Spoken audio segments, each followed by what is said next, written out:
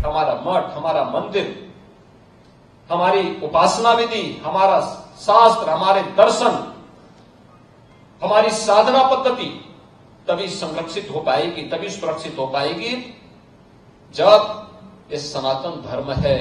आपने देखा होगा इन सब के मुंह बंद है बांग्लादेश की घटना पर, कोई बोलना नहीं चाहता क्योंकि उन्हें भय है अगर वो बोलेंगे तो उनके वोट बैंक खिसकते हुए दिखाई देंगे। जो लोग दुनिया के अंदर अन्य मुद्दों पर बोलते हैं, मुखर होकर के बोलते हैं, उनको फिलिस्तीन दिखाई देता है लेकिन बांग्लादेश नहीं दिखाई देता।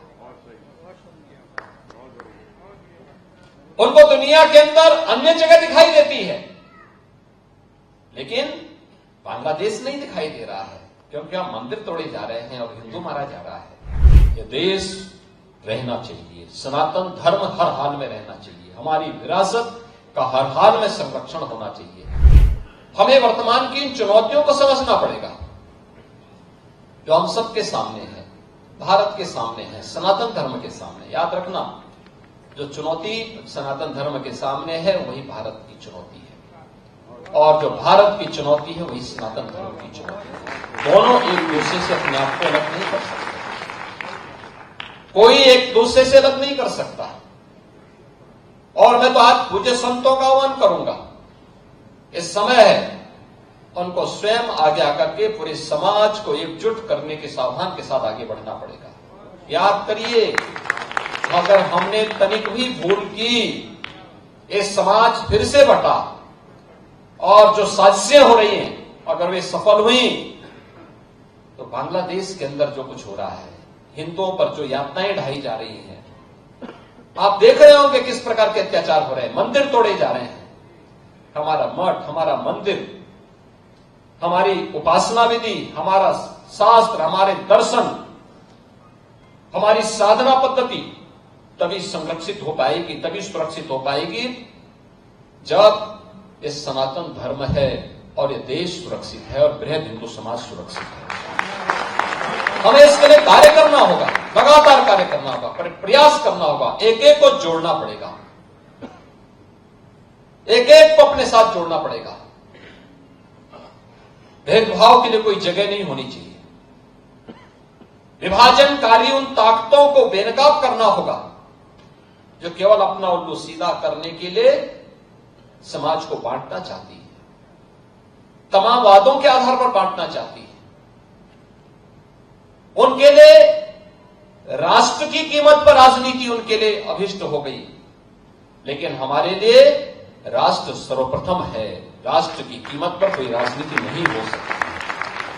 हमें चुनना होगा, पहले राष्ट्र को चुनेंगे, उसके लिए किसी भी प्रकार के बलिदान देने के लिए तैयार होंगे, लेकिन उसकी कीमत पर कोई राजनीति स्वीकार्य नहीं है।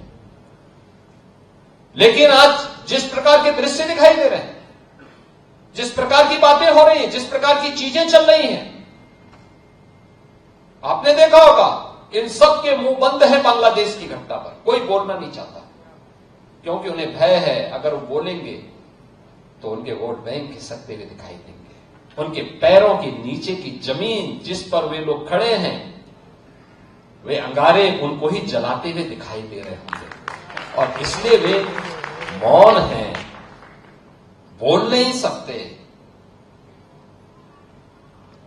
जो लोग दुनिया के अंदर अन्य मुद्दों पर बोलते हैं, मुखर होकर के बोलते हैं, उनको फिलिस्तीन दिखाई देता है लेकिन बांग्लादेश नहीं दिखाई देता। उनको दुनिया के अंदर अन्य जगह दिखाई देती है लेकिन बांग्लादेश नहीं दिखाई दे रहा है क्योंकि यहां मंदिर तोड़े जा रहे हैं और हिंदू मारा जा रहा है, संतों पर अत्याचार हो रहा है। और इसीलिए हम सबको वर्तमान की इन चुनौतियों को देखना पड़ेगा। याद करना, 1947 के पहले बांग्लादेश भी भारत का हिस्सा था। हमें यह नहीं भूलना चाहिए। और 1971 में बांग्लादेश को बचाने में हमारे सैनिकों ने भी बलिदान दिया था। हजारों सैनिकों ने बलिदान दिया था। पाकिस्तान को मुंह की खानी पड़ी थी। पाकिस्तान के 95,000 से अधिक सैनिकों को भारत के बहादुर जवानों के सामने समर्पण करना पड़ा था और विश्व के इतिहास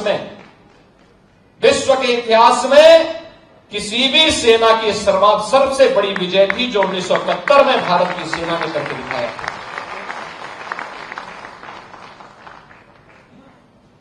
इसलिए हम सबको वर्तमान में अपने आप को उसके लिए तैयार करना होगा, देखना होगा। यह देश रहना चाहिए, सनातन धर्म हर हाल में रहना चाहिए, हमारी विरासत का हर हाल में संरक्षण होना चाहिए और उसी विरासत के संरक्षण की दिशा से ये विकास के कार्य उसके साथ जोड़े जा रहे हैं, उसको आगे बढ़ाने का काम हो रहा है।